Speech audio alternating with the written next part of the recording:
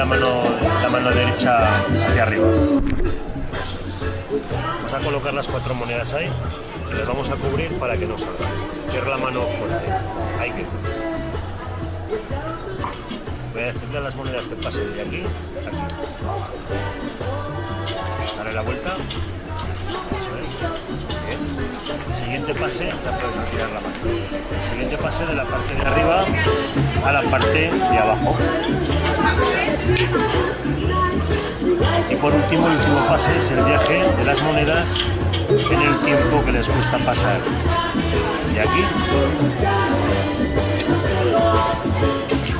a aquí.